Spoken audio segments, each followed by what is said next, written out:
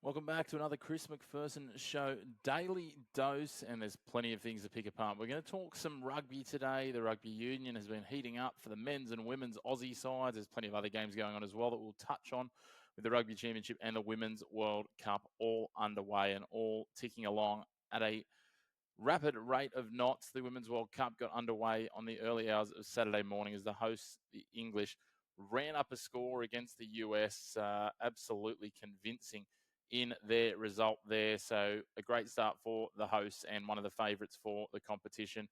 They sit alongside the Aussies in Pool A, Australia, Samoa, the US and England. So it's going to be a tough one for the Aussies to get out of that pool. They will need to make sure they win two of their games, which they've done really well in getting off to a flying start up against Samoa, who are ranked 15th in the world. The Aussies ranked 6th. And it was a clinical start from the Aussies. They got off to an absolute flyer, and they were going better than a point a minute in that first half. They racked up a 45-0 lead at halftime. The only blemish is 2 missed kicks. They were clinical.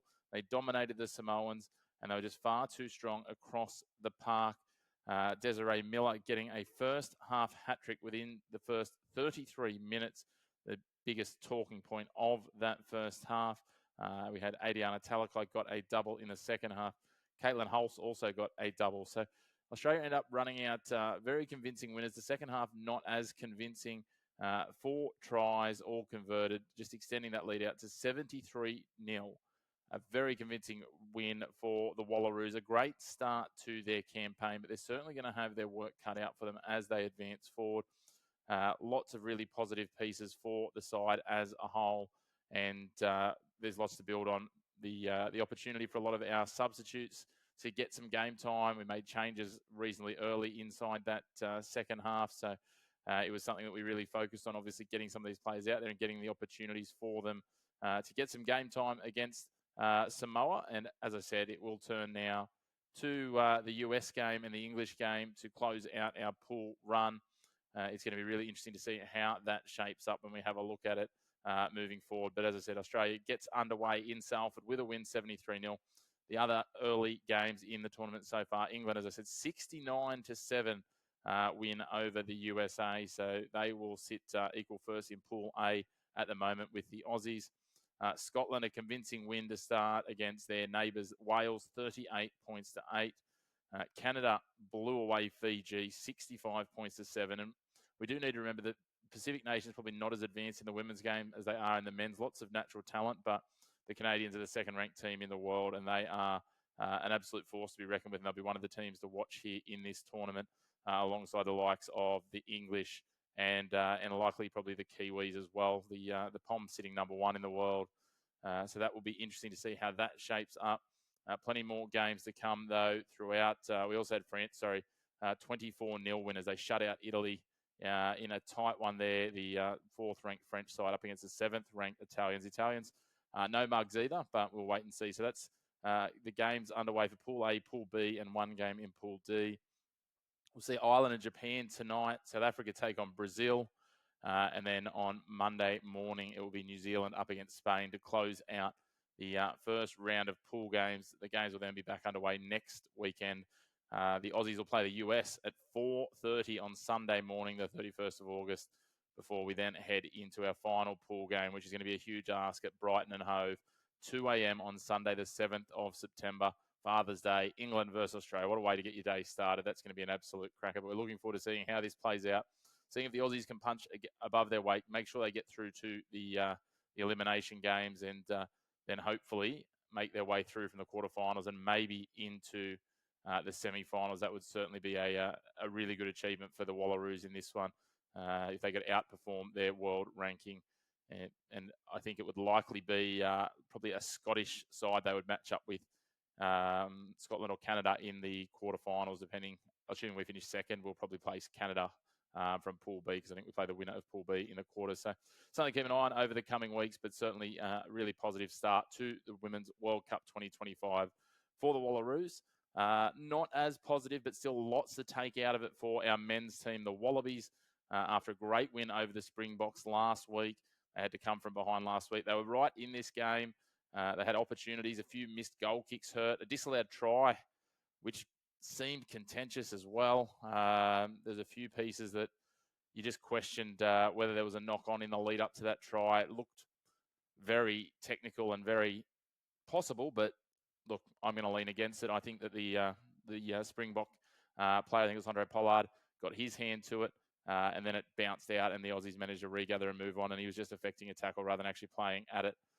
Some injuries as well didn't help, but lots of positives to take from this result, despite the fact that we didn't quite get the result in the end after, as I said, an opportunity to take the lead with a kick there at one point to take it after the Springboks led 20-10 at half time. But again, the Springboks too strong, avenging that 38-22 loss from the first test. And realistically, as I said, lots of positives to take from a 30-22 loss. The Springboks scoring the last try after we had a chance, as I said, to take a 24-23 lead late in the game. A little bit of heartbreak, a few missed kicks. James O'Connor didn't have his best day from the tee, realistically. But again, injuries really hurt the Wallabies. Tom Wright, the fullback, injured early in the game, left knee injury, so we'll wait and see what comes of that. Obviously, that then forced some reshuffles. Again, we lost Nick White to a head injury again. So the Springboks are leading 13-7, 11 minutes gone. We've lost our 9, we've lost our 15. It's a big ask from there. Tate McDermott did a wonderful job coming on. I think a massive shout out to Corey Toole on debut. He looked really handy, really dangerous, the Brumbies winger. So very impressed with him. He got a try. Fraser McWright in his first game as captain stepped up as well. What a way to lead from the front. But the South Africans just kept on coming, and they're a little too strong for us this time around. It really livens up the Rugby Championship, because now after 2 rounds, everyone's got a win, and we'll touch on that in a moment because that was a big shock as well. But yeah, the South Africans, they're certainly right in this. The Aussies are there too. We're going to need to make sure we capitalise on the home games against Argentina to come. But my goodness, this is the most lively I've seen the Rugby Championship. The All Blacks being our bogey side might really harm us, but if we could manage, I should say, to get a win against the All Blacks at home in that 5th or 6th round over in Perth, then all of a sudden, game on. This could be coming down to bonus points and for and against. And on bonus points, we saw the All Blacks electing to secure a bonus point by taking a late penalty goal against the Argies over there in Buenos Aires, as Argentina, for the first time in their history, beat New Zealand in Argentina. Phenomenal to think they've done it a couple of times in New Zealand, but they hadn't done it in Argentina yet. But they got it done 29-23 in the early hours of Sunday morning, Australian time. It was 13-all at halftime. The All Blacks were, I guess, inaccurate at the breakdown and gave away some penalties, which is un-All Black-like, I think you'd say. And that allowed the Argentinians to get out to a lead, and they made the most of it. They controlled this game. They got out to a really strong lead. As I said, late in the game, that lead was as much as 9 points, and at that point, it was secured. New Zealand getting a late penalty, they decided to take the 3 points. And look, it was enough to secure a bonus point for them, which could be crucial in the wash. We'll wait and see. Bonus points for and against could be really impactful when we get late into this Rugby Championship, because it is absolutely neck and neck at the moment. It's a tight one. Everyone's won a game, and when you think that South Africa and Argentina have both played 2 games at home already, you could argue that it might be a little bit of an advantage to Australia and New Zealand, but we'll wait and see. As it sits at the moment, New Zealand sit on 6 points. They have a points differential of 11 with 2 bonus points and a win. Australia on 5 points, points differential of 8 with 1 bonus point. South Africa -8 and Argentina -11, no bonus points for either of those. So very close, very tight as we look ahead. We now will head into a rest week in the Rugby Championship before Argentina and South Africa will come across to our side of the world. Argentina will come here to Australia, and they'll play 2 games, one in Townsville, one in Sydney on the 6th and 13th of September. Some afternoon rugby, which will be really nice, sort of 2:30 kickoffs.